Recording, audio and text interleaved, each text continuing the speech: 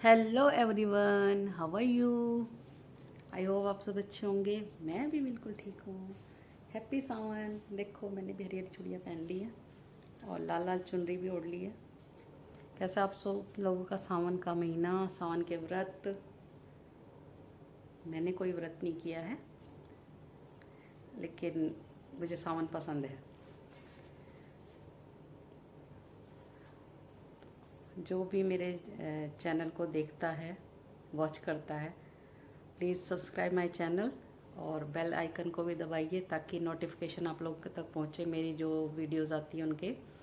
और लाइक कीजिए, शेयर कीजिए और अच्छे अच्छे कमेंट कीजिए। आज मेरी वीडियो का टॉपिक है औरत अपने आप में कितनी शक्तिशाली है। ये हम लोग सब जानते हैं, लेकिन मानता कोई नहीं है। औरत अपने आप में बहुत शक्तिशाली है और वो एक व्यक्ति नहीं, पूरी दुनिया है। एक तरह से देखा जाए तो त्याग, धैर्य, प्रेम, हर चीज़ उसके अंदर है। जितनी सहन शक्ति औरत के अंदर है ना, किसी और के अंदर नहीं है। और ये फीमेल्स हैं, वो बहुत अच्छे से समझती हैं, मेल भी समझते हैं। क्योंकि जो औरत एक ज़िंदगी को जन्म दे सकती है अपनी ज़िंदगी दांव पे लगा के, तो कितनी शक्तिशाली होगी ये आप अंदाज़ा नहीं लगा सकते। कहते हैं कि उस टाइम जो पेन होता है वो, मतलब मैंने तो सुना है कि 200-300 जो 206 हड्डियाँ होती है उनके टूटने से भी कई गुना ज़्यादा दर्द होता है। वो दर्द जो झेल जाती है अपनी ज़िंदगी दांव पे लगा के, अपनी ज़िंदगी पे खेल के जब दूसरी ज़िंदगी को जन्म देती है, इसलिए कहते हैं औरत का दूसरा जन्म होता है जब उसको बेबी होता है। यही मेन रीज़न होता है ये कहने का, वाकई में दूसरा जन्म होता है। क्योंकि उस टाइम नहीं पता होता वो सरवाइव करेगी नहीं करेगी, मरेगी या जिएगी, कुछ नहीं पता होता। और रही बात नॉर्मल और सिजेरियन, पेन दोनों में ही होता है। उस नॉर्मल में पहले होता है, सिजेरियन में बाद में होता है। लेकिन सिजेरियन में 7 परतें कटती है। कोई नहीं सोच सकता, या तो वो डॉक्टर और नर्स जानती है या जिसके साथ ये चीज़ें होती है वो जानती है। उसको 6 महीने से साल भी लगता है उन चीज़ों को रिकवरी में होने में। शरीर अंदर से ही इतना कमज़ोर हो जाता है, फिज़िकली, मेंटली और फिर इमोशनली, हर तरह से वो वीक हो जाती है।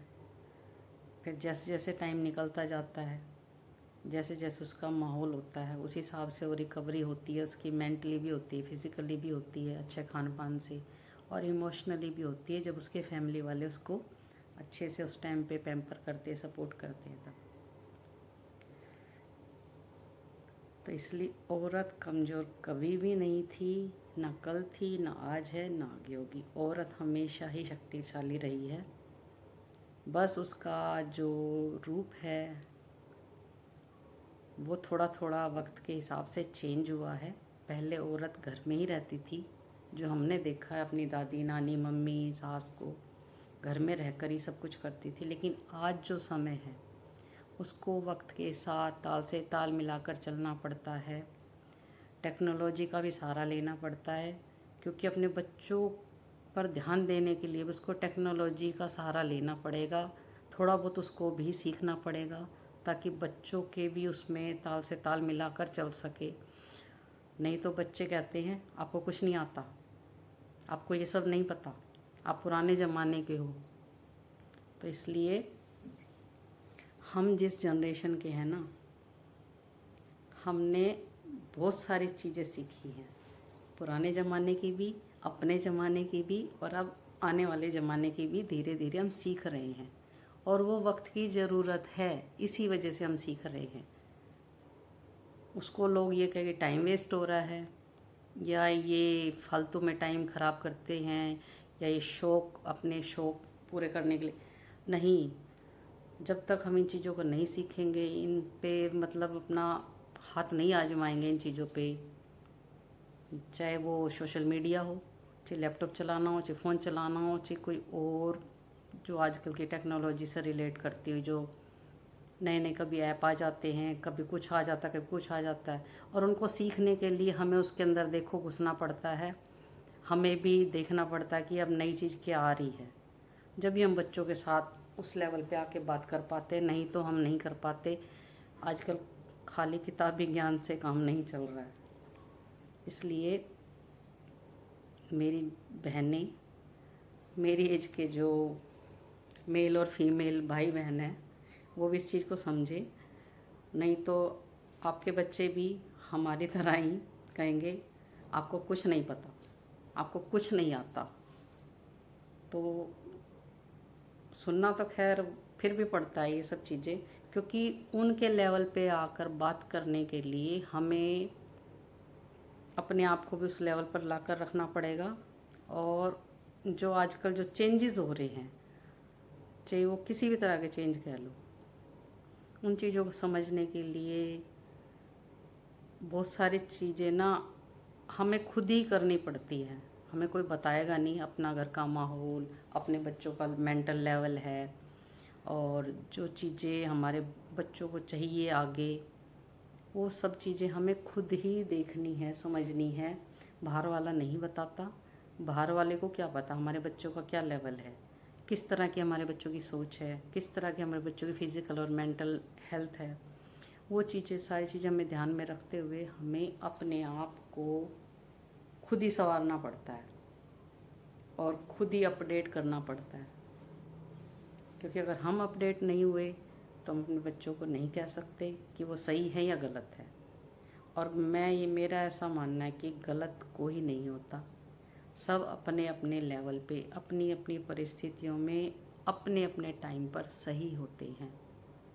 सोच कभी किसी की एक जैसी नहीं होती, ना मेरी, ना मेरे साथ वाले की, ना मेरे घर में रहने वालों की, ना बाहर वालों की। सबकी अलग अलग हो सकती है, सबके विचार अलग हो सकते हैं, सोचने का तरीका, काम करने का तरीका अलग हो सकता है। बस ये कि चीज़ों को समझने के लिए हमें ही अपनी सोच, अपना दायरा बढ़ाना पड़ता है। क्योंकि हम उस जनरेशन के हैं कि हमें पुरानी जनरेशन को भी देखना है, नई को भी देखना है ना। तो उस हिसाब से हमें अपना जो स्टेटस है, अपना मेंटल जो लेवल है, उसको भी हमें करना पड़ता है, स्थिर, स्टेबल रखना पड़ता है। क्योंकि पहले जो पेरेंट्स थे ना, ज़ोर ज़बरदस्ती से, डांट से, डपट से, मार पिटाई से अपनी बातें मनवा लेते थे और बच्चे मान जाते थे। और बच्चे कोई क्वेश्चन नहीं, कोई आर्ग्यूमेंट नहीं, कुछ नहीं। और उस टाइम पे, उस समय पे ठीक था, पेरेंट्स के लिए भी ठीक था और बच्चों के लिए भी ठीक था। और वो बच्चे चलते हुए ठीक थे, ऐसा नहीं था कि वो बिगड़ते थे। देखो, एक आधा केस की तो मैं कहती नहीं, लेकिन तकरीबन वो माहौल ठीक था। लेकिन आज जो माहौल है ना, छोटी छोटी चीज़ों पर बच्चे भी रिएक्ट करते हैं और हम लोग भी कभी कभी कर जाते हैं। उस चीज़ को देखते हुए ना कि हमें अप टू डेट रहना पड़ता है हर तरीके से। और ज़्यादातर टेक्नोलॉजी को साथ लेकर चलना पड़ेगा, क्योंकि आजकल के बच्चे टेक्नोलॉजी के ज़माने के हैं, पुराने ज़माने के नहीं हैं कि वो सिर्फ किताबी ज्ञान लेंगे और काम चल जाएगा। नहीं, क्योंकि डिग्रियाँ ले लेकर तो हम भी बैठे हैं, लेकिन उनका कोई फ़ायदा नहीं हुआ ना। तो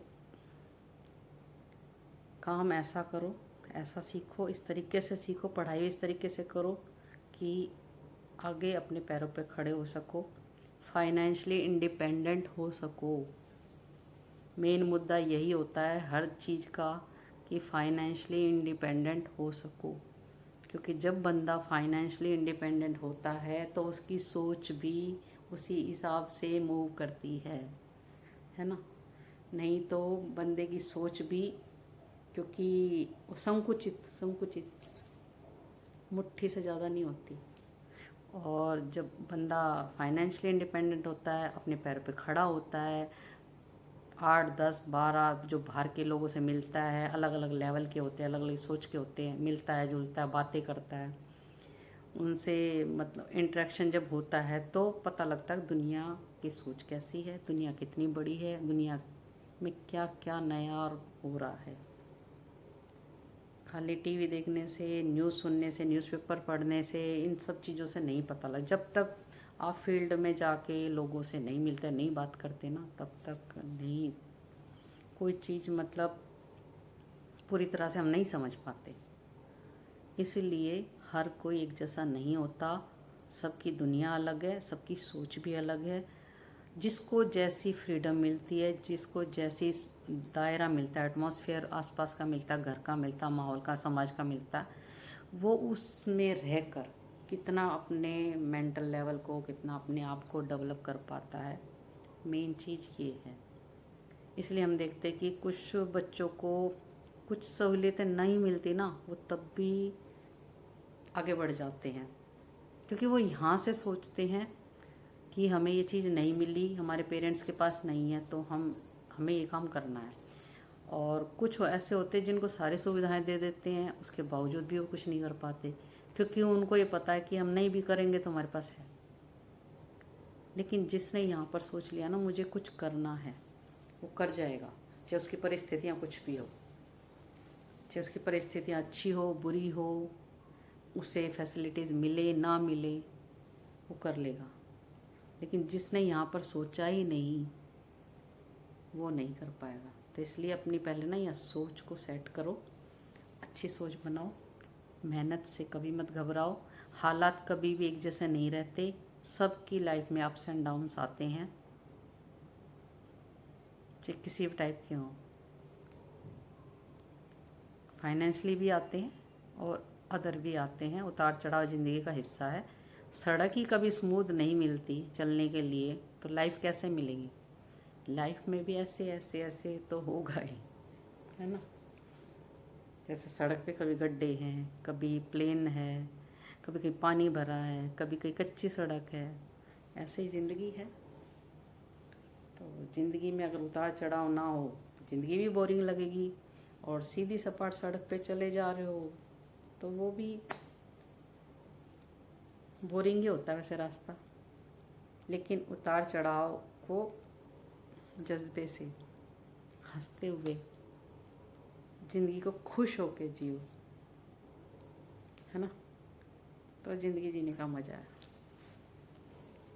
इसलिए मैं कहती हूँ फैमिली फर्स्ट, लेकिन फैमिली से भी फर्स्ट अपने आप को रखो। आप अपने आप में एक दुनिया हो, मैं इस चीज़ में बिलीव करती हूँ। आप अपने आप में एक दुनिया हो, बाकी दुनिया आपसे जुड़ी जुड़ी हुई है, इधर से इधर से इधर से, है ना। चाहे वो अपना क्लोज रिश्ता हो, चाहे दूर का रिश्ता हो, वो सब आपसे तो जुड़े हो ना। आप हो तो जुड़े हुए, आप नहीं हो ख़त्म। तो इसलिए अपने आप को भी खुश रखो, सबसे पहले अपने आप को खुश रखो, फिर अपने परिवार को खुश रखो, फिर बाहर की दुनिया अपने आप ही खुश नज़र आएगी। अंदर से खुशी होती है, जब हम अंदर से खुश होते हैं ना, हमारे आसपास वाले हमें सारे अच्छे लगते हैं। और जब हम अंदर से दुखी होते हैं ना, या बीमार होते हैं, तो हमें पास में बैठा इंसान ना दुश्मन लगता है। दुश्मन इंसान हो या कोई खाने की अच्छी चीज़ हो या पहनने ओढ़ने की हो, सब सब बेकार लगता है। तो इसलिए मेंटली फिज़िकली फिट रहो, खुश रहो, और औरों को भी खुश रखो, है ना। तो मिलते हैं नेक्स्ट व्लॉग में। ज़िंदगी बहुत बड़ी है, बहुत खूबसूरत है, बस देखने का नज़रिया बदलो और उस हिसाब से जीते चले जाओ। देखो हर्डल्स तो आएंगी, बाधाएं आएंगी, उतार चढ़ाव आएंगे, लेकिन फेस करो, है ना।